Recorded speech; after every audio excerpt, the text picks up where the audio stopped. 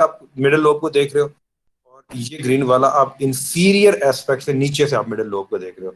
तो कहने का मकसद ये बेसिकली 3 लोब्स हैं, ठीक है। कौन कौन सी? एंटीरियर, पोस्टीरियर एंड ब्लू वाली फ्लोकोनोड्यूलर, ठीक है। These are separated by means of primary fissure and posterolateral fissure here, ठीक है। Now this was the gross features, और इसको हम ग्रॉस फीचर इंटरनल फीचर्स के पॉइंट ऑफ व्यू से पढ़ेंगे। पहले हमने इसको देखा कि हमारे पास दो जो है वो सेरेबेलर हेमिस्फीयर्स हैं और दोनों वर्मिस के जरिए कनेक्टेड हैं, और ये पूरे का पूरा स्ट्रक्चर जो है ये पड़ा हुआ है पोस्टीरियर क्रेनियल फोसा में, और टेंटोरियम के नीचे पड़ा हुआ है, और पॉन्स और मेडुला ऑब्लंगेटा के पीछे पड़ा हुआ है, और पॉन्स और मेडुला ऑब्लंगेटा के दरमियान में और सेरेबेलम के दरमियान में फोर्थ वेंट्रिकल की कैविटी आ जाती है, ठीक है ना। उसके बाद फिर आपका आ गया दो hemisphere, constructed part vermis, lobes anterior, posterior और फ्लोकोनोड्यूलर और फिशर आ गए। अब इस डायग्राम में क्या किया, इस डायग्राम में सेरेबेलम को कट किया है, इन ट्रांसवर्स प्लेन में कट किया, ठीक है जी। अब इसमें जिस तरह ऊपर कॉर्टेक्स में था आपको ग्रे मैटर था, व्हाइट मैटर था, इसमें भी वैसे ही है। अब now look at this thing, ये सारा ग्रे मैटर है, इसकी जो है ना पेरिफेरी के ऊपर कॉर्टेक्स एक रिबन की फॉर्म में, कॉन्टिन्यूस रिबन है जो फोल्ड हुआ है, ठीक है। मैं इसको और लंबा बड़ा कर दूं ताकि मैं आपको अच्छे तरीके से दिखा सकूं। ये फोल्डेड रिबन है, ये सारा क्या है, ये ग्रे मैटर है, ठीक है। अगर ये ग्रे मैटर है तो it must it comprise of इसके अंदर क्या सेल बॉडीज हैं न्यूरॉन की, ठीक है, और नीचे ये सारा व्हाइट मैटर है, ठीक है। सेल बॉडी यहाँ पड़ी होती है, एक्सॉन व्हाइट मैटर में आ जाता है। एक्सॉन जो ही व्हाइट मैटर में आता है तो एक्सॉन क्या करता है, वो उसके ऊपर क्या चीज आ जाती है, माइलिन शीथ आ जाती है, तो वो व्हाइट मैटर बन जाता है। अच्छा, एक तो ये कॉर्टेक्स है पेरिफेरी के ऊपर। अच्छा, look at the cortex carefully, this whole cortex is thrown into folds, ठीक है। दिस और ये this is like a branching of a tree, so this whole structure, this branching pattern is called arbor vitae. इसको क्या बोलते हैं, arbor vitae कहते हैं इसको, arbor vitae. Arbor, arbor word का मतलब है ट्री को बोलते हैं, दरख्त को। आर्ब फ्रेंच वर्ड है, लैटिन ओरिजिन का वर्ड है। आर्ब आर्ब बोलते हैं ट्री को, तो ये वो है। और vitae means vital, so tree of life, tree of life बन रही है। इसमें से ये इसके ब्रांचिंग पैटर्न को बोलते हैं, इसके जो फोल्डिंग को बोलते हैं, ठीक है जी। और उसके बाद ये आपको ये नजर आ रहा है जो व्हाइट मैटर, हर ये एक सेरेबेलर फोलिया है, ठीक है। हर इसकी सेरेबेलर एक सिंगल क्या फोलियम, ये सारे फोलियास हैं, और इनमें से एक क्या सिंगल फोलियम है। अगर इस फोलियम को आप if you watch carefully, you have got core of white matter surrounded by cortex of grey matter, ठीक है। तो हमने क्या देखा, दो सेरेबेलर हेमिस्फीयर, पेरिफेरी के ऊपर सारा कॉर्टेक्स है which is thrown into fold which is called arbor vitae, and one of the this folium is having central core of the, इसके अंदर सेंट्रल कोर किस चीज की है, सेंट्रल कोर व्हाइट मैटर की है, और सराउंडिंग में सारा क्या फोलिया ग्रे मैटर है, ठीक है।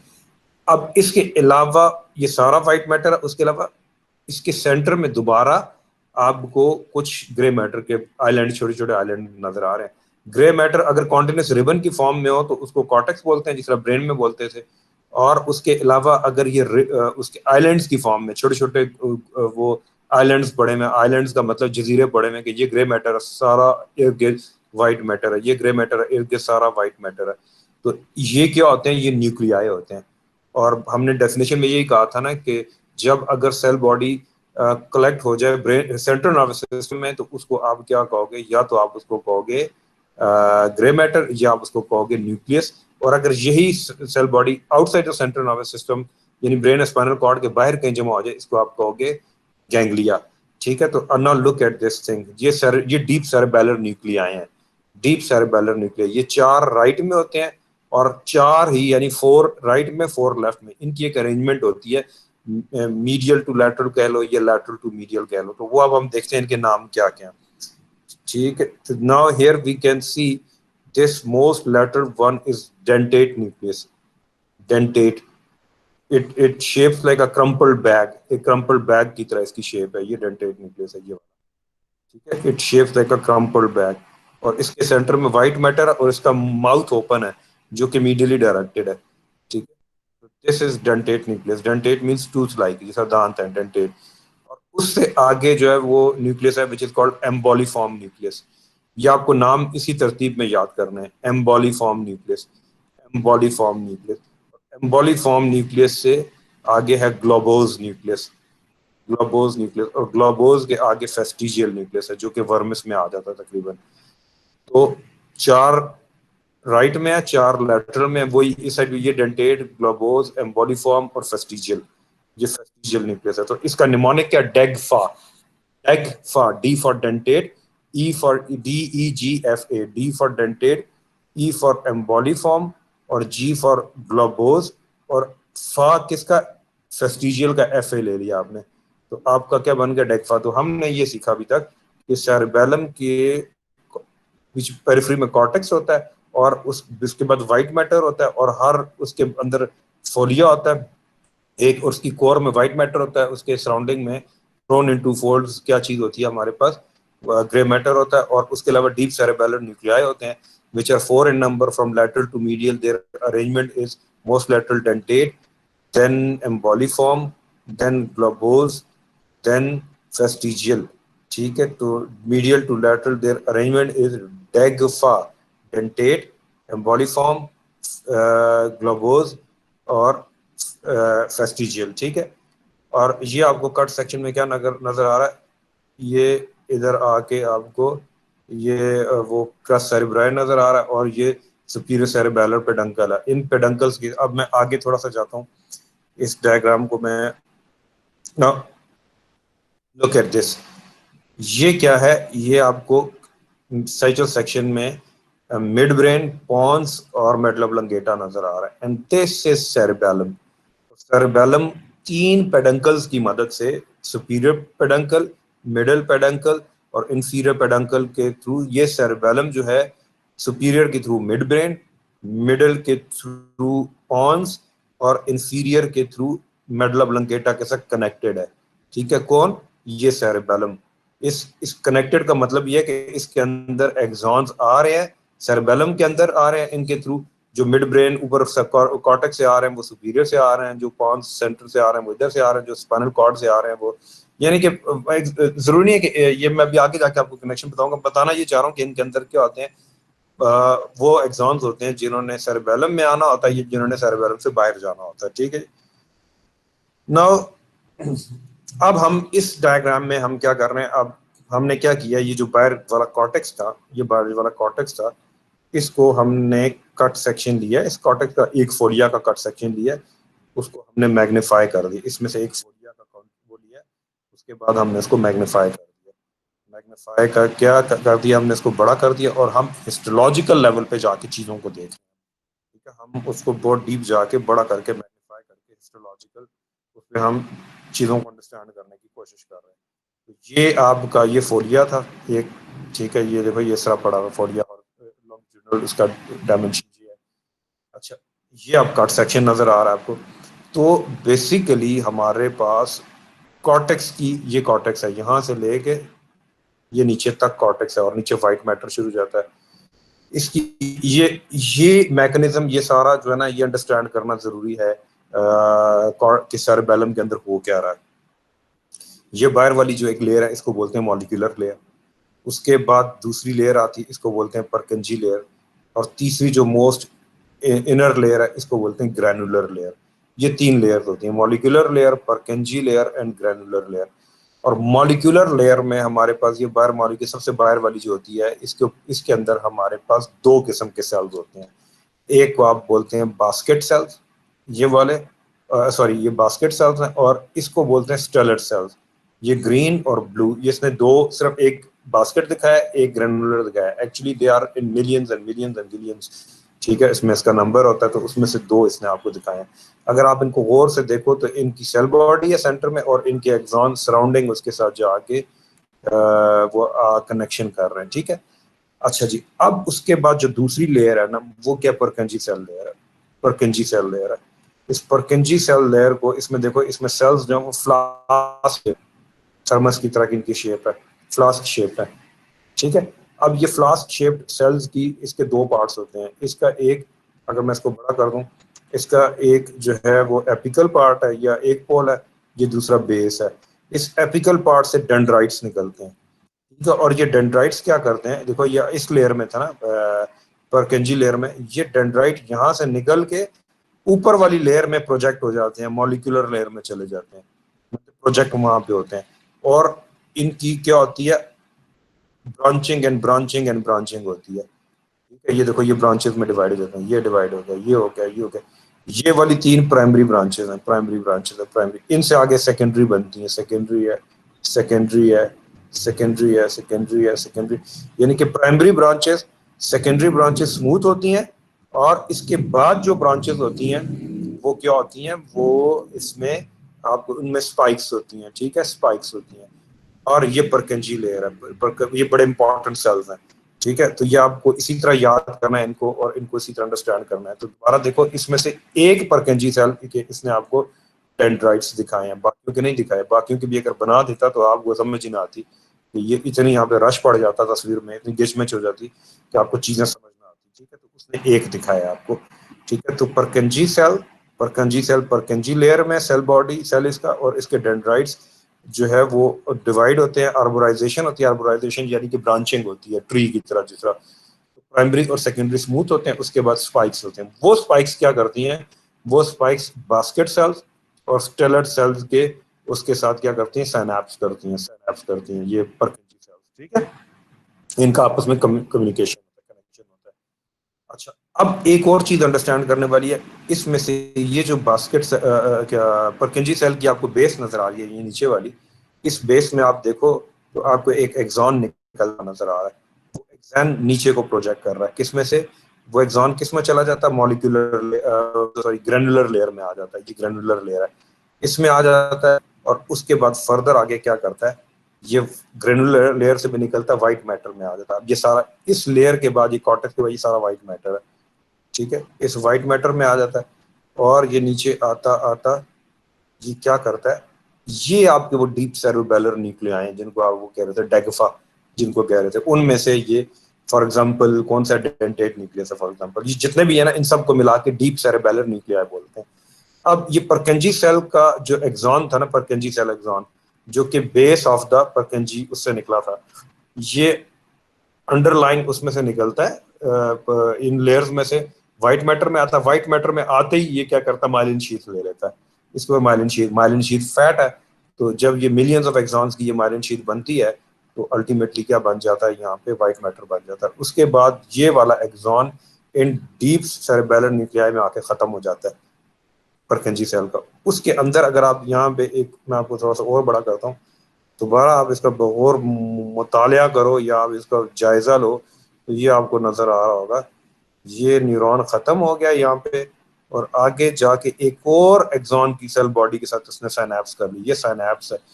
तो ये न्यूक्लियस हम इसको कहते हैं, किसको, ये ग्रे ग्रे मैटर है ना, ये न्यूक्लियस क्यों है, ये ग्रे मैटर क्यों है, क्योंकि इसके अंदर सेल बॉडी है। किसकी सेल बॉडी है, अगले न्यूरॉन की सेल बॉडी है, ये पड़ी हुई है।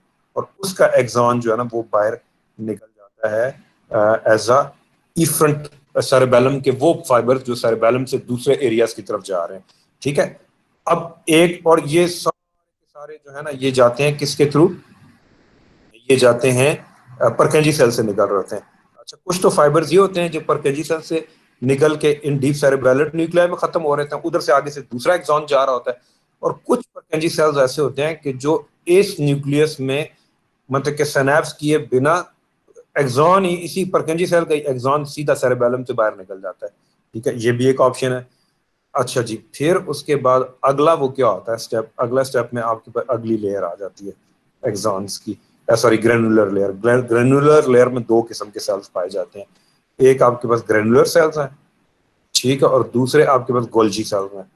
तो ग्रेनुलर सेल्स को हम, इसका इसको हम जरा फर्दर इसका एनालिसिस करते हैं कि व्हाट इज ग्रेनुलर सेल। तो ग्रेनुलर सेल को अगर हम देखें,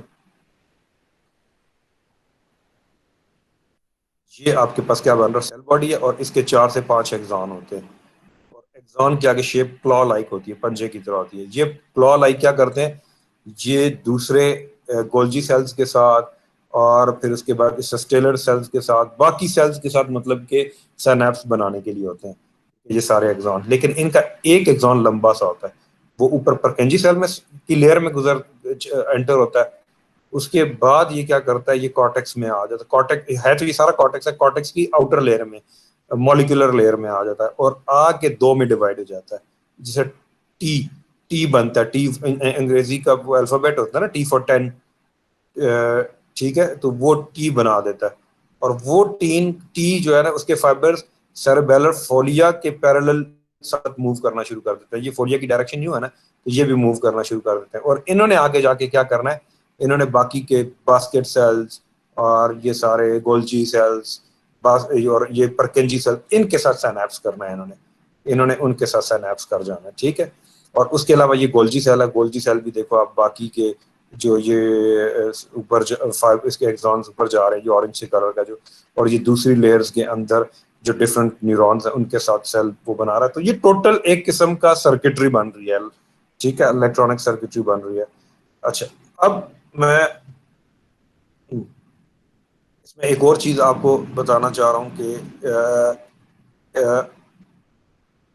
अगली डायग्राम में हम जाते हैं, ठीक। अच्छा, ये तो सारे थे इलेक्ट्रॉनिक सर्किट है ना, ये तो इनहिबिटरी सेल्स हैं। ये परकेंजी सेल्स जो है ना, ये आपको ये डीप सेरेबेलर न्यूक्लिया में खत्म हो रहे हैं। और इधर से आगे ये जो फाइबर इसके बाद डीप सेरेबेलर न्यूक्लिया के बाद जो जा रहे हैं ना, ये इफ्रंट पाथवे है। ये वो पाथवे हैं जिन्होंने सेरेबेलम से निकल के दूसरे एरियाज में जाना है, ऊपर कॉर्टेक्स में जाना है, नीचे ब्रेन स्पाइनल कॉर्ड में जाना है, ब्रेन स्टेम में जाना है, डिफरेंट वो होते हैं, न्यूक्लियाई होते हैं। लेकिन इसके अलावा एक और किस्म के फाइबर्स होते हैं जो सेरेबेलम के अंदर आ रहे होते हैं डिफरेंट एरिया से। उनमें जो मेन दो फाइबर्स हैं बेटा, वो हमें वो याद रखना, वो एक ये क्लाइंबिंग फाइबर्स हैं और ये मॉसी फाइबर्स हैं, जिसने रेड कलर के शो किए हैं, ठीक है। क्लाइंबिंग फाइबर्स क्या होते हैं, ये ऑलिव सेरेबेलर ट्रैक जो होता है ना, उसका उसका एंड होते हैं।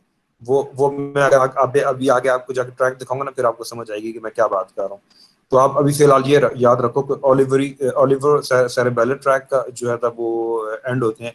और बाकी ये जो मॉसी फाइबर है ना, ये मॉसी फाइबर बाकी के जितने भी ट्रैक है ना, ऑलिवर सेरेबेलर के अलावा बाकी जितने ट्रैक्स हैं वो एंड अप करते हैं in the form of mossy fibres, ठीक है। तो इसको क्लाइंबिंग इसलिए बोलते हैं कि आप ये देखो, ये एंटर होता है सेरेबेलम के पेडंकल से, ठीक है जी। और फॉर एग्जांपल जो तीन पेडंकल्स मैंने दिखाए उन तीनों में से आते हैं और उसके बाद ये व्हाइट मैटर से पास करते हैं। फिर ये देखो, ये कॉर्टेक्स आ गया, सारा कॉर्टेक्स की तीन लेयर है, एक दो तीन, परकेंजी लेयर, मॉलिक्यूलर लेयर, परकेंजी लेयर, और ये नीचे जो है ना ग्रेनुलर लेयर। इसमें से ये असेंड करते हैं और ऊपर जाते हैं इनटू द, सीधा तोड़ ऊपर तक, ये एक इस लेयर तक, आउटर मोस्ट लेयर तक आ जाते हैं। यहाँ पे जो फ्लास्क शेप परकेंजी सेल्स है ना, इनके जो डेंड्राइट्स है उनके साथ ये क्या कर लेते हैं, सिनैप्स बना देते हैं। ये बिल्कुल इस तरीके से ऊपर जाते हैं जिस तरह एक दरख्त के साथ बेल चढ़ती है ना, दीवार के साथ बेल चढ़ती है, तो उसको इस वजह से इसको क्लाइंबिंग फाइबर बोलते हैं, ठीक है। और ये कौन से होते हैं, ये एक्साइटेटरी होते हैं, एक्साइटेटरी होते हैं। और इनका वो क्या होता है, न्यूरोट्रांसमीटर गाबा होता है। गाबा गाबा इनका न्यूरोट्रांसमीटर है, वो आपको फिजियोलॉजी में बताएंगे, वो गैमा क्या माइनो ब्यूटारिक एसिड, वो आपको बताएंगे, ठीक है। तो अब एक ये जो फाइबर जो एक परकेंजी सेल, ये एक परकेंजी सेल, एक मिनट बेटा मैं गैर जरूरी चीजें बंद कर दूं। एक परकेंजी सेल जो है ना, ये वाला एक परकेंजी सेल, ये क्या करता है, ये एक क्लाइंबिंग फाइबर के साथ जो है ना वो बनाता है, को रिसीव करता है, कनेक्शन लेता है।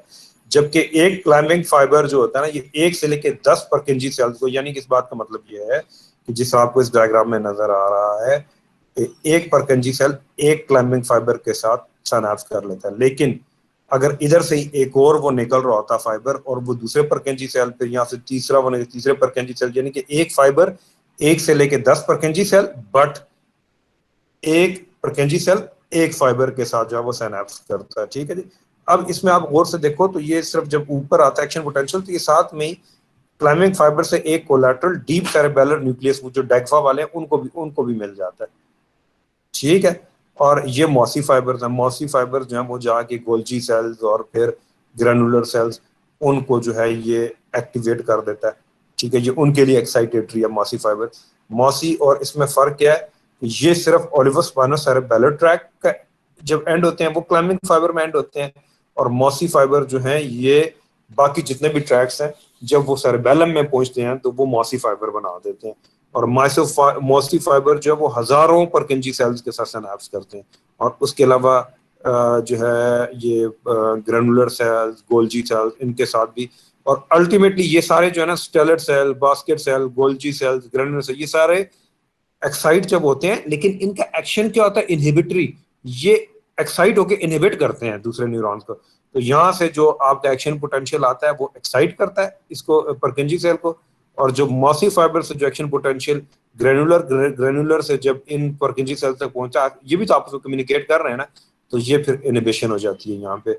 और ये फिर नेगेटिव इनिबिटरी सिग्नल भेजता है डीप सेरेबेलर न्यूक्लियस को, और वो फिर दूसरे स्पाइनल कॉर्ड के जो ट्रैक्ट जा रहे हैं उनको जो है ना वो इनिबिटरी सिग्नल भेजता है सेरेबेलम, ठीक है। अच्छा जी, अब ये क्या, इधर आके थोड़ा सा आपको ये समझना पड़ेगा कि ये वर्मिस है दरमियान में, ये सेरेबेलम है, ये फ्लोकोनोड्यूलर लोब है। और ये मैं आपको क्या दिखा रहा हूँ, जिस तरह आपने ऊपर उसमें देखा था ना मोटर हिमोन्कुलस, सेंसरी हिमोन्कुलस, इसी तरह ये भी क्या, ये होमोन्कुलस है, ठीक है। और कि सेरेबेलम का कौन सा एरिया को किस एरिया से, बॉडी के किस पार्ट से जो है ना वो ले रहा है, इंफॉर्मेशन ले रहा है, ठीक है, सेंसरी इंफॉर्मेशन इनपुट ले रहा है। अच्छा जी, अब उससे पहले थोड़ा सा समझना ये जरूरी है कि मैं एक चीज आपको दिखा दूं। दिस इज वर्मिस, और वर्मिस के फौरन पैरेलल दोनों से पैरावर्मियन एरिया, या इसको इंटरमीडिएट जोन बोलते हैं। वर्मिस सेंटर में है, वर्मिस के दोनों साइड पे इसके पैरेलल कौन सा एरिया है, पैरावर्मियन और इंटरमीडिएट, और उसके बियॉन्ड आपके पास सारा लैटरल जोन है, ये लैटरल जोन है। अब दोबारा आप ये देख लो, मैं अब ये आपको फिजियोलॉजिकल पॉइंट ऑफ व्यू से बता रहा हूँ। तो ये वर्मिस के अंदर क्या है, हेड, नेक, तो थोरैक्स और ट्रंक और एब्डोमिनल पेल्विस, यानी कि जो एक्सियल स्केलेटन है, एक्सियल स्केलेटन उसकी जितनी इंफॉर्मेशन जो है वो सेरेबेलम में वो वर्मिस में आती है, ठीक है, वर्मिस में आती है। और जबकि जो पैरामेडियन एरिया है दोनों साइड पे, या पैरावर्मियन एरिया है, या इसको इंटरमीडिएट जोन बोल रहे हैं, वहां पर रिप्रेजेंट होते हैं क्या, hand, distal part of the limbs, hand and feets represent होते हैं, हैंड्स एंड फीट्स रिप्रेजेंट होते हैं। और बाकी का जो लैटरल जोन होता है सारे का सारा, ये क्या करता है, ये प्लानिंग ऑफ मूवमेंट और उसमें सारा रोल प्ले करता है, ठीक है। तो अब सवाल ये है कि सेरेबेलम है क्यों, इसके कनेक्शंस क्या है। मैंने आपको पहले बताया कि सेरेबेलम जो है वो तीन इसके मेन एक्शन होते हैं, ठीक है। आपने सब कुछ भूल जाना, लेकिन ये तीन एक्शन आपने कभी भी नहीं भूलने। एक तो ये मसल की टोन को कंट्रोल करता है, ठीक है जी, टोन को कंट्रोल करता है। दूसरा, ये मसल के इक्विलिब्रियम या बैलेंस को कंट्रोल करता है। और तीसरा ये क्या करता है, ये कोऑर्डिनेशन करता है, ठीक है।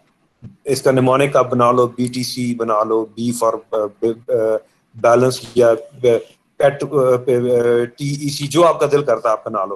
पहला क्या, टोन को कंट्रोल करता है बॉडी के मसल्स की, यानी कि ये जो सेंट्रल पार्ट के जो एक्सियल स्केलेटन है, जो इसके ऊपर जो मसल, उनकी टोन और उनके ये फंक्शन ये वर्मिस कंट्रोल करेगा। और हैंड और फीट के जो है वो उसमें है, पैरावर्मियन एरिया में, ठीक है। तो तीन इसके कौन कौन से एक्शन है, ये टोन को कंट्रोल करता है अगर, और टोन के बाद ये क्या करता है, इक्विलिब्रियम की बॉडी को कंट्रोल करता है, और तीसरी क्या है, ये कोऑर्डिनेशन करता है, मूवमेंट को कोऑर्डिनेट करता है, ठीक है। तो अब इसके लिए जारी बात है, जो सेरेबेलम है वो अल्लाह ताला ने इसको ब्रेन स्टेम के पीछे यूं लटकाया हुआ है।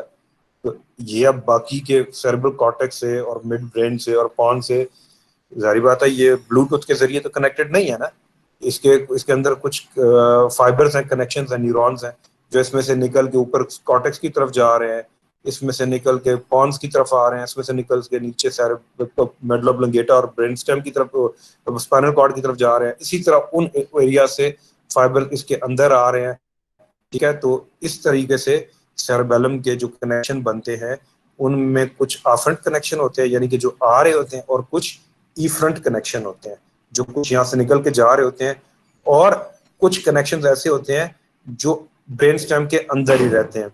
ठीक है, जिस तरह हमने उस दिन याद है एसोसिएशन फाइबर्स बड़े थे, जो एक सेरेब्रल हेमिस्फीयर को दूसरे सेरेब्रल हेमिस्फीयर से कमिश्नर फाइबर जोड़ रहे हैं। इसी तरह सेरेबेलम के अंदर भी कुछ फाइबर्स जो है वो राइट और लेफ्ट को आपस में जोड़ रहे होते हैं, और कुछ फाइबर्स सेरेबेलम के अंदर ही, मिसाल के तौर पे एंटीरियर पार्ट ऑफ सेरेबेलम को पोस्टीरियर पार्ट ऑफ सेरेबेलम से जोड़ रहे होते हैं। तो 3 किस्म के फाइबर्स हैं इसमें। ठीक है, एक वो हैं जो इसके अंदर आ रहे हैं, आफरंट हैं, और एक वो हैं जो इससे निकल के जा रहे हैं, वो ईफ्रंट हैं, और तीसरे जो हैं वो नॉन जो है ना इसके वो फाइबर्स हैं जो कि बाहर कहीं निकल के नहीं जा रहे होते, बल्कि इसको वो कर रहे होते हैं। मुझे इसका जहन से एकदम मुझे इसका थर्ड टाइप का नाम जरा भूल गए, इंट्रिंसिक फाइबर्स इनको कहते हैं। ठीक है, तो अब मैं आपको क्या दिखाने लगा हूं कि आफरंट फाइबर जो इसके अंदर आ रहे हैं, कहाँ से आ रहे हैं। फॉर एग्जांपल सबसे पहले तो ये देखो, ये कॉर्टेक्स है ऊपर, कॉर्टेक्स से नीचे सेरेबेलम में इन्होंने आना है। ठीक है, अब इसमें 3 किस्म के फाइबर्स हैं, ये मैं आपको दिखाने लगा हूँ। ठीक है, इन फाइबर्स को क्या बोलते हैं? सेरिब्रो सेरेबेलर फाइबर, जो सेरिब्रम से सेरेबेलम में आएंगे। ठीक है, अब इसको मैं आपको दिखाता हूँ। इसमें अब 3 किस्म के फाइबर हैं। ठीक है, अब आप इसको देखो तो इसमें पहली किस्म के फाइबर्स क्या है? कॉर्टिकोपोंटोसेरेबेलर। एक एक करके मैं आपको दिखाता हूँ। अब इस वर्ड को देखो, कॉर्टिकोपोंटोसेरेबेलर, इस बात का मतलब ये है कि ये कॉर्टेक्स में इनकी सेल बॉडी पड़ी हुई है। ये राउंड सा डॉट आपको नजर आ रहा है, सेल बॉडी इधर पड़ी हुई है।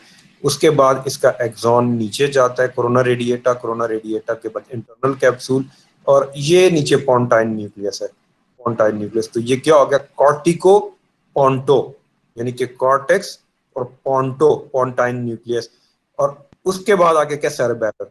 अच्छा, ये डॉटेड लाइन, ये देखो डैश लाइन आपको नजर आ रही है, दिस इज मीडियन प्लेन है, ये मिड लाइन है। ठीक है, अब यहाँ पे आके एक्सॉन क्या हो गया? ये न्यूक्लियस है, इस ये न्यूक्लियस के अंदर सेल बॉडी है किसकी? अगले वाले न्यूरॉन की सेल बॉडी। जो मेन एक्सॉन था उसकी सेल बॉडी यहाँ पड़ी थी, और नीचे इस न्यूक्लियस में आके वो सेल बॉडी, एक्सॉन खत्म हो गया और अगले न्यूरॉन के साथ साइनैप्स कर लिया, और अगला न्यूरॉन, नेक्स्ट न्यूरॉन निकला, उसने मिड लाइन को क्रॉस किया, और सेरेबेलर पेडंकल से, ये 3 सेरेबेलर पेडंकल है, सुपीरियर, मिडल और इंफीरियर। तो इसमें मिडल सेरेबेलर पेडंकल से दूसरी साइड के कॉर्टेक्स में, सेरेबेलम के कॉर्टेक्स में चला गया। तो अब ये फाइबर क्या हो गया? Cortico ponto cerebellar tract. ठीक है जी।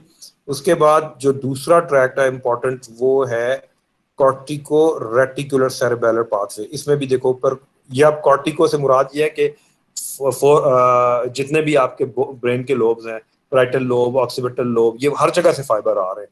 ठीक है, और ये एक एक इसने दिखाया हुआ, एक्चुअली ये मिलियंस ऑफ एक्सॉन्स होते हैं। ठीक है, तो कॉर्टिको यानी कॉर्टेक्स, उसके बाद कैप्सूल, कैप्सूल के सॉरी कोरोना रेडिएटा, कैप्सूल, और उसके बाद ये रेटिकुलर न्यूक्लियस है। अब नीचे आके रेटिकुलर न्यूक्लियस में आके क्या होता है? सिनैप्स हो गया, अगला न्यूरॉन शुरू हो गया, और उससे एक और चीज आप ये देखो कि इसमें ये 2 में डिवाइड हो जाता है। एक तो इस रेटिकुलर न्यूक्लियस के साथ सिनैप्स कर जाता है, और एक इसका पार्ट इसी न्यूरॉन का जे मिड लाइन को क्रॉस करके दूसरी साइड के रेटिकुलर न्यूक्लियस में जाके वो हो जाता है, सिनैप्स कर जाता है। यानी कि एक न्यूरॉन इस साइड को भी और उस साइड को भी जोड़ रहा है, और ये वाला न्यूरॉन मिड लाइन को क्रॉस करके जा रहा है। ठीक है जी। और उसके बाद इससे अगला neuron same side of the cerebellum, middle cerebral और इंफीरियर सेरेबेलर पेडंकल से, अब ऊपर से लेके, मतलब कॉर्टिको रेटिकुलर था, अब रेटिकुलर सेरेबेलर ट्रैक आगे है, कि जो रेटिकुलर न्यूक्लियस से ये सेरेबेलम में। ठीक है, और कहाँ दे जा रहा? देखो कॉर्टेक्स तक जा रहा है। जो ये सारे फाइबर्स कौन से हैं?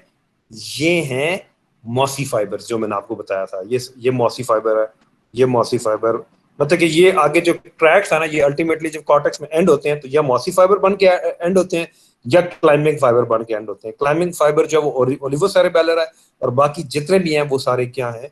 वो हैं आपका कौन से, सॉरी, मॉसी फाइबर्स हैं, बाकी ट्रैक जितने भी हैं। ठीक है, अब इसमें थर्ड जो वो है ना आपका ट्रैक्ट है, वो आप ये देखो तो ये आ गया कॉर्टिको ओलिवरी ट्रैक्ट।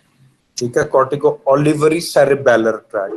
तो ऊपर सेल बॉडी कॉर्टेक्स में पड़ी हुई है, axon, corona radiata, internal capsule. अब नीचे देखो, नीचे जाके ये क्या कर रहा है? नीचे जाके ये ऑलिवरी न्यूक्लियस है, ऑलिवरी न्यूक्लियस है। ये सेम साइड पे और इसकी एक ब्रांच कोलैटरल क्रॉस करके मिड लाइन को इसको दूसरी साइड पे जाके दूसरी साइड के ऑलिवरी न्यूक्लियस में क्या हो जाती है, क्या कहते हैं, एंड अप हो जाती है, साइनैप्स हो जाती है। और अब ये देखो, अब इससे अगला न्यूरॉन जब ये साइनैप्स करेगा उसकी सेल बॉडी इस ऑलिवरी न्यूक्लियस में पड़ी, क्योंकि न्यूक्लियस है ना, न्यूक्लियस क्या कलेक्शन ऑफ सेल बॉडी ये।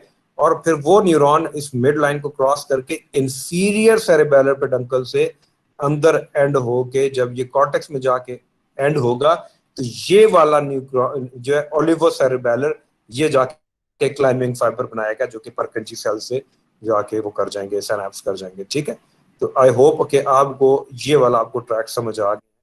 ये कौन से हैं? ये आफरन ट्रैक्स हैं जो कि ऊपर कॉर्टेक्स से सेरेबेलम को जोड़ रहे हैं। ठीक है, अच्छा, अब इससे अगला ट्रैक हम देखते हैं। इससे अगला ट्रैक आई होप कि आपने वो पढ़ लिया होगा, स्पाइनल कॉर्ड के ट्रैक्स पढ़ लिए होंगे, जो हैं स्पाइनोसेरेबेलर एंटीरियर, पोस्टीरियर स्पाइनोसेरेबेलर और वो सारे। ठीक है जी। अब इस डायग्राम में क्या है कि जो पहली में तो ये था कि ऊपर कॉर्टेक्स सेरेबेलम के साथ कैसे जोड़ रहा है, अब कनेक्ट हो रहा है। अब इस डायग्राम में ये है कि ये सेरेबेलम जो है इंफीरियर स्पाइनल कॉर्ड के साथ कैसे कनेक्ट हो रहा है। तो यहाँ पे जो आपको याद है एंटीरियर पोस्टीरियर स्पाइनोसेरेबेलर, वो डॉर्सल रूट स्पाइनल नर्व के उससे एंटर होते थे और एक जो अगले न्यूरॉन ग्रे मैटर के अंदर सिनेप्स कर जाते थे सेकेंड ऑर्डर न्यूरॉन के साथ, ये सिनेप्स कर गए। और जो आपके पास एंटीरियर स्पाइनोसेरेबेलर के फाइबर्स हैं सेकेंड ऑर्डर न्यूरॉन के, वो क्रॉस करके अपोजिट साइड पे चले जाते हैं और असेंड करना शुरू कर देते हैं। और ऊपर जाके ये क्या करते हैं, ये इस मिड लाइन को क्रॉस करके आ गए हैं ये वाले फाइबर, और ये ऊपर जाके सुपीरियर सेरेबेलर पेडंकल से एंटर होते हैं सेरेबेलम में, एक कोलैटरल देते हैं। And it is believed that ये मिडिल सेरेबेलर पेडंकल से वापस क्रॉस करके ये दूसरी साइड के सेरेबेलम में आके खत्म हो जाते हैं। अब इस पॉइंट को आपने याद रखना है। अब मैं दूसरा आपको एक और, ये पोस्टीरियर एंटीरियर स्पाइनोसेरेबेलर था। इसके बाद क्या पोस्टीरियर स्पाइनोसेरेबेलर, वो भी क्या होता है, डॉर्सल रूट गैंग्लिया में फर्स्ट ऑर्डर न्यूरॉन, उसके बाद second order neuron grey matter में, यहाँ से अगला न्यूरॉन सेम साइड पे असेंड करता है ऐसा पोस्टीरियर स्पाइनोसेरेबेलर ट्रैक, और ये जाके इंफीरियर सेरेबेलर पेडंकल से सेरेबेलम में एंड अप हो जाता है। तो आपने देखा कि दोनों न्यूरॉन एंटीरियर पोस्टीरियर स्पाइनोसेरेबेलर, पोस्टीरियर स्पाइनोसेरेबेलर तो वो तो क्रॉस किया ही नहीं ना, वो तो सेम साइड के ऊपर जाके यहाँ पे एंड अप हो गया। और एंटीरियर स्पाइनोसेरेबेलर क्रॉस करके गया ऊपर जाके, इसने सुपीरियर सेरेबेलर पेडंकल से वापस टर्न लिया और मिडल से और सेम साइड। यानी कि इस बात का मतलब ये है, 100 बातों की एक बात, और टेक होम मैसेज ये है कि right side left side body का जो हाफ होता है ना, वो लेफ्ट सेरेबेलम में इंफॉर्मेशन भेजता है। ठीक है, अगर लेफ्ट सेरेबेलम में लीजन आएगा तो लेफ्ट साइड ऑफ बॉडी ही पे इफेक्ट होगा। ठीक है, इसी तरह राइट सेरेबेलम जो है वो right side of the body से कनेक्टेड होता है, अनलाइक कॉर्टेक्स। कॉर्टेक्स में right side of the body left side को कंट्रोल करता है और लेफ्ट कॉर्टेक्स जो है वो right side of the body को कंट्रोल करता है, जबकि सेरेबेलम में same side of cerebellum connected to the same side of the body. अब दो इसमें हमने कौन से ट्रैक किए हैं जो नीचे से ऊपर आ रहे हैं, एक एंटीरियर स्पाइनोसेरेबेलर है और एक पोस्टीरियर स्पाइनोसेरेबेलर है। अब इसके अलावा आप देखो दो ट्रैक्स हो रहे हैं। ये ईयर है, ईयर का वेस्टिबुलर पार्ट है जो कि बैलेंस कंट्रोल करता है। यूट्रिकल सिक्यूल जो मिडिल ईयर, अगर आपने ईयर पढ़ लिया है तो एक एक्सटर्नल ईयर था, एक मिडिल ईयर था, एक इंटरनल ईयर था अगर आपको याद, जिसमें बोनी लैब्रिंथ और वो सारा था, मेम्ब्रेनस लैब्रिंथ। उधर में जो वेस्टिबुलर पार्ट होता है ना, वहां से इनपुट आती है लैटरल वेस्टिबुलर न्यूक्लियस में। ठीक है, तो ये उसमें वेस्टिबुलर गैंग्लियन जो उसमें सेल बॉडी पड़ी है, एक्सॉन यहाँ तक आ जाता है, वो सिनेप्स करता है और उससे अगला न्यूरॉन सेल बॉडी सिनेप्स करके ये इंफीरियर सेरेबेलर पेडंकल से सेरेबेलम में आ जाता है। ठीक है जी, ये आ गया। और तीसरा जो है इसमें एक और, ये कौन सा आपके पास हुआ है, ये न्यूक्लियस क्यूनियटस है। और न्यूक्लियस क्यूनियटस में कौन से फाइबर एंड होते हैं, अगर आपको भूल चुका है तो मैं आपको बता दूं कि ये आपका स्पाइनल कॉर्ड का कट सेक्शन है। ठीक है, स्पाइनल कॉर्ड का कट सेक्शन है और इसमें ये ग्रे मैटर है सेंटर में, ये सराउंडिंग में सारा white matter. Grey matter cell body होती है, ये जो व्हाइट मैटर है ये सारा एक्सॉन्स होते हैं। तो ये क्या डोर्सल कॉलम है। डोर्सल कॉलम के अंदर दो बंडल्स हैं, एक फेसिकुलस क्यूनियटस है, एक फेसिकुलस ग्रेसिलिस है। ग्रेसिलिस मीडियल वाला है, क्यूनियटस लैटरल वाला है।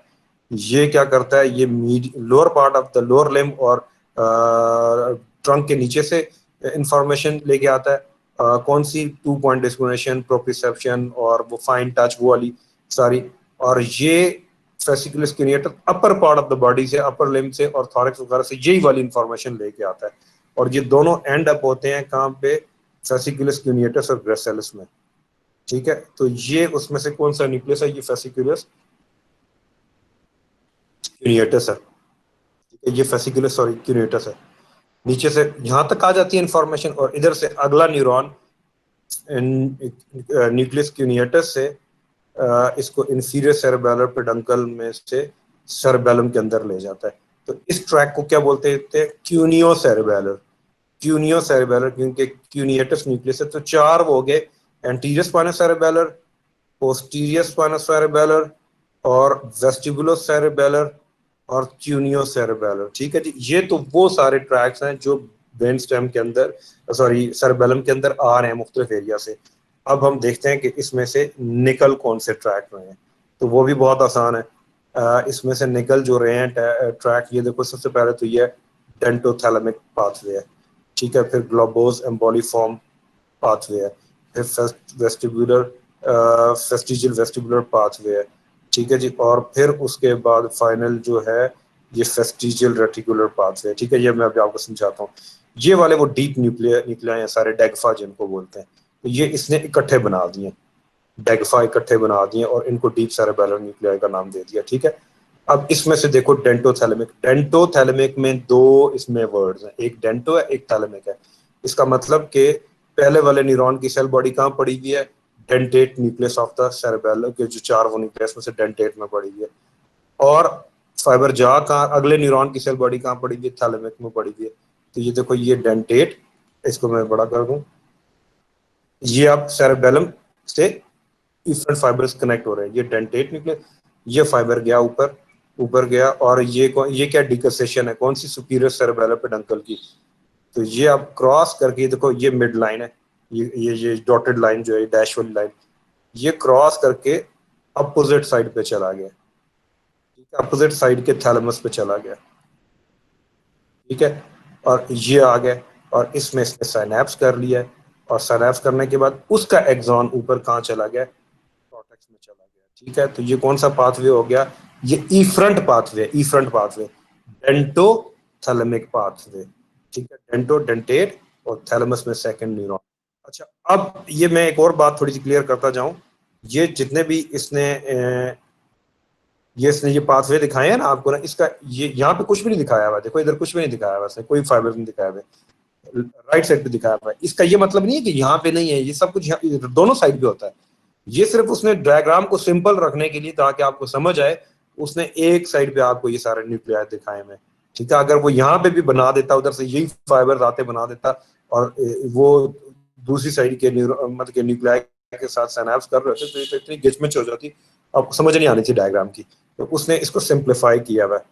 ठीक है, तो एक हो गया डेंटोथैलेमिक। ठीक है, अब दूसरा जो इफरेंट पाथवे कौन सा है, वो है ग्लोबोज एम्बोलिफॉर्म रूब्रल पाथवे। ठीक है, अब ग्लोबोज और एम्बोलिफॉर्म कौन से थे, डीप थैलेमिक न्यूक्लियाई थे। ठीक है, उधर सेल बॉडी है। उसके बाद उनका सेल एक्सॉन निकलता है और डिकोसेशन से होता हुआ मिड लाइन को क्रॉस करता हुआ दूसरी साइड के रेड न्यूक्लियस में क्या कर जाता है, अगले न्यूरॉन के साथ सिनैप्स कर जाता है। देखो ये जो सेल इसने वो दिखाया हुआ है, ये रेड कलर का दिखाया हुआ है ये वाला, और अगले न्यूरॉन की सेल बॉडी और वो फाइबर उसने ब्लैक कलर का दिखाया हुआ है। ठीक है, इसको अभी हम नहीं छेड़ते, अभी हम सिर्फ इसको पढ़ते हैं। तो डेंट ये क्या है, ग्लोबोज एम्बोलिफॉर्म रूब्रल। रूब्रल किसको बोलते हैं, रूबर बोलते हैं रेड को, रेड कलर को। तो रेड न्यूक्लियस की वजह से ये रूब्रो, तो उसने इसको रूब्रो का नाम दे दिया। अब रेड न्यूक्लियस क्या है, ये देखो, ये मिड ब्रेन है, ये पॉन्स है, ये मेडुला ऑब्लिंगेटा है, ये आपको नजर आ रहा है, ये रेड न्यूक्लियस है। ठीक है, ये क्या है, ये बैकग्राउंड में ये रेड न्यूक्लियस आपको नजर आ रहा है। ये चीज यहाँ पे है, ये ठीक है।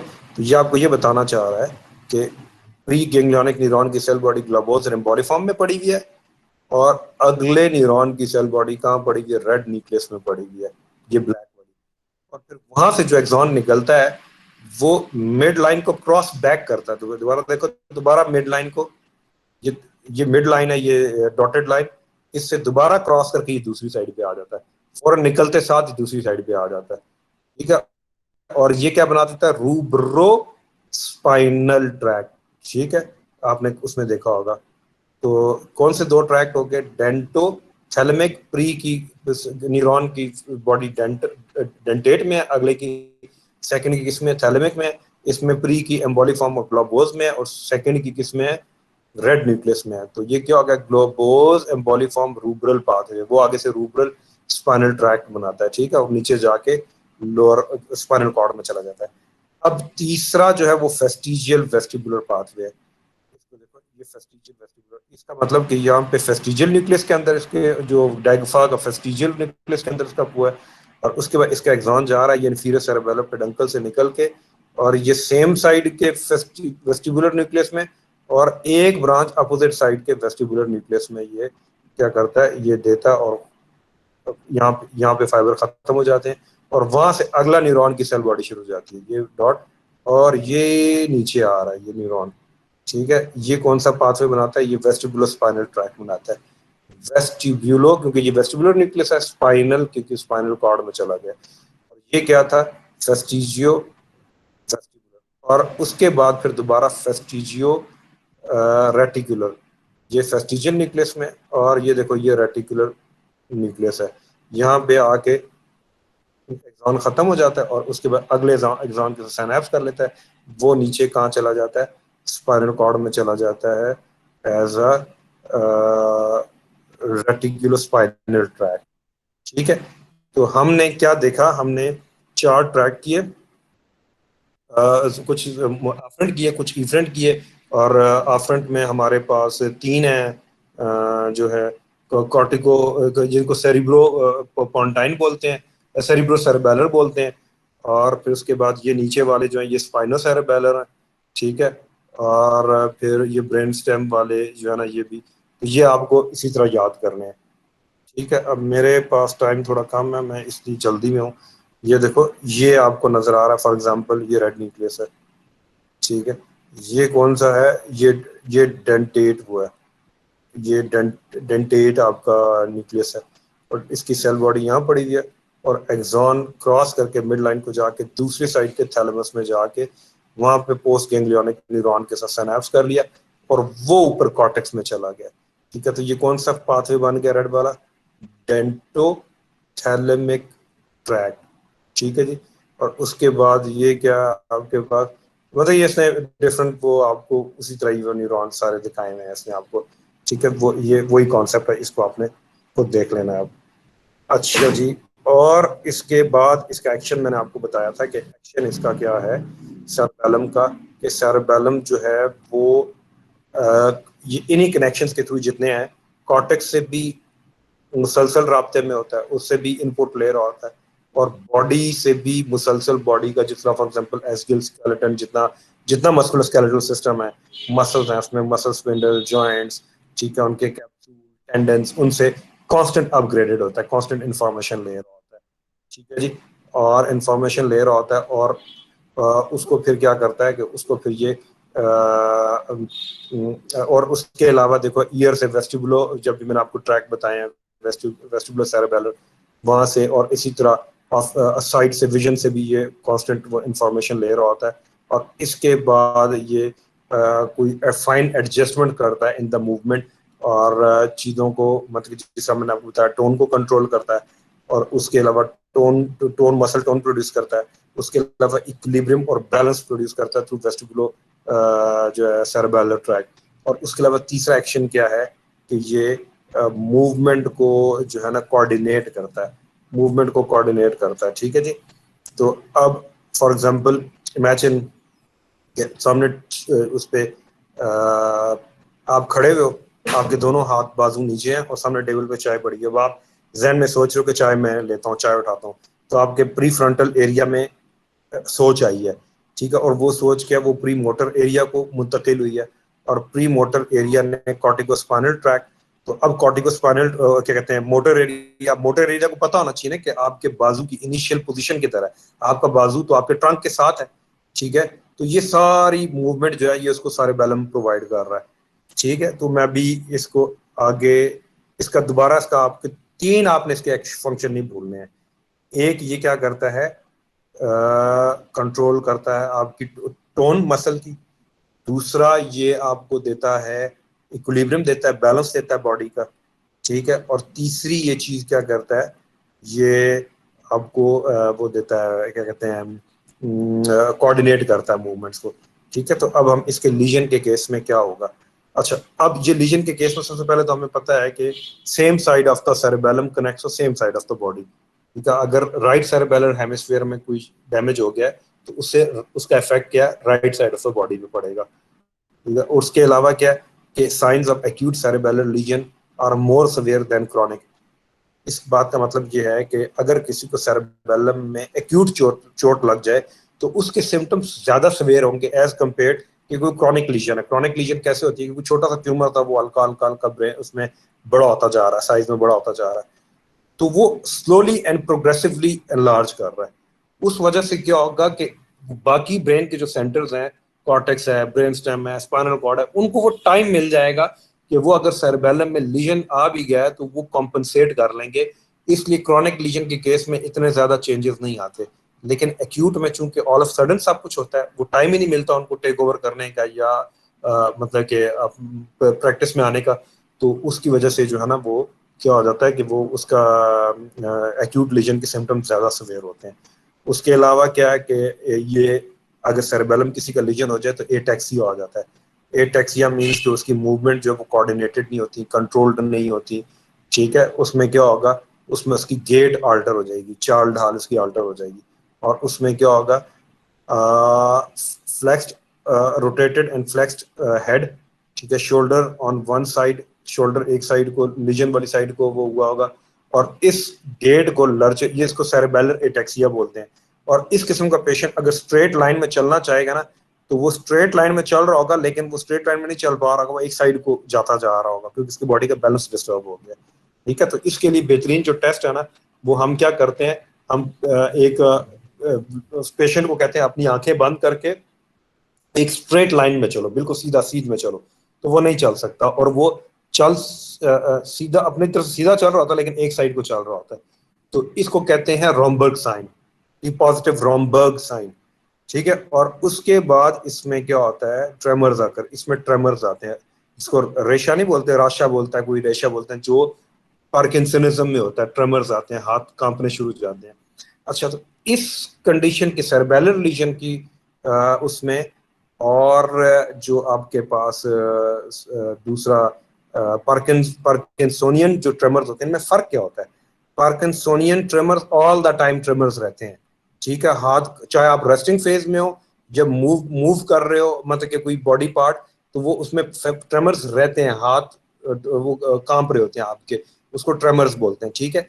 लेकिन इस केस में जब आप कोई चीज प्लान करोगे कि मैंने ये एक्टिविटी करनी है, तो आप जो ही हाथ बढ़ाओगे इस एक्टिविटी के लिए, इंटेंड करोगे, तब इसमें जो है ना वो आएंगे, ट्रेमर्स आएंगे। तो इसको बोलते हैं intentional tremors, intentional tremors. For example, आप इसमें छोटे छोटे काम जो हैं वो वैसे ठीक है, कोई ट्रेमर नहीं है, रेस्ट में कोई ट्रेमर नहीं है, जो ही पेशेंट कोशिश करता है कि मैं अपना बटन बंद करूं, जो बटन की तरफ हाथ बढ़ाएगा तो हाथ में ट्रेमर्स आ जाएंगे, ठीक है। ये कौन से सेरेबेलर के लीजन का वो है। इसी तरह राइटिंग वैसे ठीक है, लिखना शुरू करेगा ट्रेमर्स आ जाएंगे। शेविंग, मतलब कि छोटी छोटी एग्जांपल्स हैं। और फॉर एग्जांपल सामने टेबल के ऊपर पेन पड़ा हुआ है और आपकी कोशिश है कि मैं, अच्छा, इसमें हम पेशेंट को क्या कहते हैं कि पेशेंट को हम कहते हैं कि इसमें इस मसल ग्रुप, इसमें डिफरेंट मसल ग्रुप ना हारमोनियसली आपस में एक करस्पॉन्ड करके वो एक्शन नहीं कर सक रहे होते, और मूवमेंट क्या हो जाती है, मूवमेंट की डीकम्पोजिशन हो जाती है, मूवमेंट ब्रेक डाउन हो जाती है, डिफरेंट पार्ट्स में टूट जाती है, ठीक है। फॉर एग्जाम्पल, आप उसको कहो कि अपनी index finger, right index finger से अपनी नोज, आंखें बंद करके अपनी नोज की टिप को हाथ फिंगर से टच करें, ठीक है, आप सब भी इसको प्रैक्टिस कर सकते हो। तो अब आप देखो, आपने आपको आंखें आपने बंद की हुई हैं, लेकिन आपको आपके ब्रेन को पता है कि आपका नोज एग्जैक्टली किस जगह पे, ठीक है। तो आपका आपका नोज किस जगह पे, ये इंफॉर्मेशन ब्रेन को कौन दे रहा है? ये उसको सेरेबेलम दे रहा है कॉन्स्टेंटली, ठीक है जी। तो इस किस्म के पेशेंट में जिसमें सेरेबेलम का लीजन हो जाएगा, तो अब उसको नोज की पोजीशन का नहीं पता होगा, ठीक है। तो वो जब फिंगर आंखें बंद करके अपनी इंडेक्स फिंगर से अपनी नोज की टिप को टच करने की कोशिश करेगा, तो एक तो मूवमेंट कंट्रोल नहीं है कि वो जो टच करने की कोशिश करेगा तो आगे वो पंजाबी में जिसको कहते हैं ना कि नाक वजना, वो उंगली आगे सीधी उसकी नाक में बजेगी ना, हिट करेगी। और दूसरा ये है कि या तो वो नाक से दाएं बाएं गाल पे जाके लगेगी। So this is called past pointing, past pointing, ठीक है। अच्छा, पास्ट पॉइंटिंग क्या होती है? मिसाल के तौर पे टेबल पे एक पेन पड़ा हुआ है, पेशेंट का के इंटेंट वैसे तो वो रेस्ट पे नॉर्मल है, उसको कोई इंटेंट ट्रिमर्स नहीं है, लेकिन अब वो सोच रहा है कि यार मैं पेन उठाता हूँ, जो वो अपना हाथ आगे लेके जाएगा ना, ट्रिमर्स आ जाएंगे हाथ उसके, और उसका हाथ एग्जैक्ट पेन के ऊपर पड़ने की बजाय या तो आगे निकल जाएगा पेन से, या पेन पेन की डेस्टिनेशन को शॉर्ट शॉर्ट कर जाएगा और उससे पहले के जाके पड़ जाएगा, ठीक है। So this is called past pointing, मतलब कि उसके टारगेट के ऊपर पेन एग्जैक्टली जिस जगह पहुंचा वहां पे उसका हाथ नहीं पहुंच सकता, वो पहुंचेगा, ठीक है। और इसका एक और टेस्ट क्या है? हील शेन टेस्ट बोलते हैं इसको। हम पेशेंट को कहते हैं कि अपनी हील को राइट, अगर फुट की हील को लेफ्ट शेन के ऊपर ऊपर से लेके नीचे जो है ना वो इसको ड्रैग करे, ठीक है। वो अपने दाएं पांव की एड़ी को आपकी जो नली होती है ना, इसको बोलते हैं लेग की, घुटने से नीचे, उसके ऊपर से आप नीचे तक ड्रैग करवाओ, हील शेन टेस्ट कहते हैं। अच्छा जी, फिर इसके बाद इसमें एक और प्रॉब्लम होती है, और उसको क्या बोलते हैं? डिसडायडोचोकिनेसिया बोलते हैं, या कोई कोकाइनेसिया बोलता है, मैं तो उसको डिसडायडोचोकिनेसिया बोलता हूँ। ये क्या कंडीशन होती है? इसमें patient is fails to perform alternative rapid movements, ठीक है जी, लाइक सुपिनेशन एंड प्रोनेशन। आप पेशेंट को कहें कि अपने एक हाथ की हथेली के ऊपर दूसरा हाथ रख के उसको जल्दी जल्दी सुपिनेट और प्रोनेट करें, सुपिनेशन प्रोनेशन, सुपिनेशन प्रोनेशन, तो he won't be able to perform this movement, and this condition is called dysdiadochokinesia या कोकाइनेसिया। तो क्यों? क्योंकि उसका जो है रैपिडली अल्टरनेटिव मूवमेंट, जिस तरह सुपिनेशन प्रोनेशन जल्दी जल्दी आपने करनी है, सुपिनेशन प्रोनेशन वो नहीं कर पाएगा, ठीक है जी। उसके बाद आप इसमें, अच्छा, disturbance of reflexes, disturbance of reflexes ये होता है कि आप वो आपने फर्स्ट ईयर में पढ़ा होगा, जो आपने पटेलर आप टेंडन वो करते थे, क्या बोलते हैं, वो एक रिफ्लेक्स करते थे, लिगामेंटम पेटाली पे आप हैमर से आप हल्का सा टैप करते थे और क्वाड्रिसेप मसल्स कॉन्ट्रैक्ट करते थे, ठीक है। तो अब जो ही आपने टैप किया, क्वाड्रिसेप मसल कॉन्ट्रैक्ट किया, अब ये तो नहीं कि क्वाड्रिसेप मसल कॉन्ट्रैक्ट करेंगे और नी जर्क आएगा, और एक जर्क आएगा उसके बाद टांग वो हो जाएगी, मतलब रिलैक्स हो जाएगी, मतलब अपनी पोजीशन पे आ जाएगी, नॉर्मल हो जाएगी, ठीक है। क्यों? क्योंकि सेरेबेलम ने उसको नेगेटिव सिग्नल भेजा और उसको कहा कि भाई मूवमेंट तुमने मतलब मसल्स को कि भाई एक दफा आपने कॉन्ट्रैक्ट कर लिया, बस दैट्स एनफ ना। लेकिन अगर लीजन होगी तो क्योंकि ऊपर से सेरेबेलर का नेगेटिव मैकेनिज्म वो नहीं आएगा, और आपका ये क्वाड्रिसेप मसल कॉन्ट्रैक्ट करते रहेंगे और आपकी लेग जो है वो कॉन्स्टेंटली फ्लेक्शन एक्सटेंशन में रहेगी, ठीक है। और क्योंकि इसको ऊपर से सेरेबेलम का वो नहीं आ रहा और नेगेटिव फीडबैक नहीं आ रहा इसको, तो ये क्या है आपके पास जो है ना अनकंट्रोल्ड जो है वो रिफ्लेक्सेस हैं, ठीक है जी। और उसके बाद निस्टैग्मस, निस्टैग्मस क्या होता है? निस्टैग्मस दोनों आंखें में भी ये प्रोड्यूस होता है, मतलब कि एक आप कभी किसी चीज को फॉलो कर रहे हो, पहले एक तरफ देखते हो फिर दूसरी तरफ देख रहे हो। फॉर एग्जांपल लॉन टेनिस का मैच हो रहा है, पहले आप बॉल को एक तरफ देख रहे हो फिर दूसरी तरफ देख रहे हो, ठीक है, ये तो अब नॉर्मल है। अगर अनकंट्रोल्ड तरीके से आई बॉल, दोनों आई बॉल दाएं बाएं लेफ्ट राइट मूव करना शुरू कर दें uncontrolled without desire, this is called nystagmus. अब निस्टैग्मस कितनी किस्म का होता है? हॉरिजॉन्टल भी होता है, अगर आई बॉल वर्टिकल मूव करना शुरू कर दे तो वर्टिकल है, अगर ये रोटेट करना शुरू कर दे तो टॉर्शनल है निस्टैग्मस। अच्छा, दोनों आई बॉल कॉन्जुगेट तरीके से भी मूव कर सकती है, पहले राइट को फिर लेफ्ट को, या फिर इस तरह भी हो सकता है कि एक राइट को जाए और दूसरी लेफ्ट को जाए, फिर दोनों फिर दोनों वापस आए, ठीक है जी, ये भी अलग अलग भी वो हो सकती हैं। और निस्टैग्मस में अगर फॉर एग्जांपल दोनों आंखें एक तरफ जा रही हैं और अगर उसी स्पीड से, जिस स्पीड से जा रही हैं, मतलब फॉर एग्जांपल राइट की तरफ जा रही हैं, उसी स्पीड से अगर लेफ्ट की तरफ भी आ रही हैं, तो ये क्या है, ये आपके पास है क्या कहते हैं, पेंडुलर जो है ना वो है निस्टैग्मस है, पेंडुलर निस्टैग्मस है। यानी कि कहने का मकसद ये है कि दोनों आंखें अगर राइट को जा रही हैं और उसी स्पीड से लेफ्ट को वापस आ रही हैं, फिर राइट को जा रही हैं उसी स्पीड से फिर वापस लेफ्ट को आ रही हैं, तो स्पीड सेम है, तो ये क्या है, पेंडुलर, पेंडुलम की तरह जो है ना निस्टैग्मस है। लेकिन अगर दोनों आंखें राइट को स्लो जा रही हैं और वापस फास्ट आ रही हैं, फिर स्लो जा रही हैं, फिर लेफ्ट, मतलब कि लेफ्ट को स्लो जा रही हैं और दोबारा वापस फास्ट आ रही हैं, यानी कि इनकी स्पीड का फर्क है, तो ये क्या है, ये है जर्की निस्टैग्मस। और तीसरी और आखिरी चीज जो है वो क्या है, डिसआर्थरिया। डिसआर्थरिया में क्या होता है, स्कैनिंग स्पीच इसको बोलते हैं, स्कैनिंग स्पीच। क्योंकि इस निस्टैग्मस क्यों हो रहा है, जिस तरह आपको पता है कि जो स्केलेटल मसल से उनका एटेक्सिया हो गया था, इसी तरह निस्टैग्मस में आपका जो है वो एक्स्ट्रा ऑक्यूलर मसल्स का एटेक्सिया हो गया था, जहां पे भी स्केलेटल मसल था उनका एटेक्सिया हो जाएगा। और इसी तरह स्कैनिंग स्पीच क्यों आ रही है, क्योंकि इसमें जो हमने पिछले उसमें पढ़ा था, मसल्स पढ़े थे लैरिंक्स के, वो जितने भी छोटे छोटे मसल्स पड़े थे जो सप्लाई होते हैं रिकरेंट लैरिंजियल नर्व से, वो क्रिकोथायराइड और वो सारे वाले, उनका एटेक्सिया हो जाता है, उनका कंट्रोल सेरेबेलम का उन पे कंट्रोल सही नहीं रहता, और उसकी वजह से डिसआर्थरिया हो जाता है, यानी स्पीकिंग डिफिकल्टी और स्कैनिंग स्पीच, यानी कि उसके जो वर्ड्स हैं उनके बीच में गैप आता है। फॉर एग्जाम्पल जैसे रोबोटिक टोन नहीं होती, तो और वो वर्ड सही प्रोनाउंस भी नहीं कर सकते, मैं जा वो सही वर्ड्स भी वही कर सकेंगे, तो इस this is called scanning speech. ठीक है, तो ये आपका सेरेबेलम था, और ये आपने इसके एक्शन और ये सारे आपने देख लेने हैं।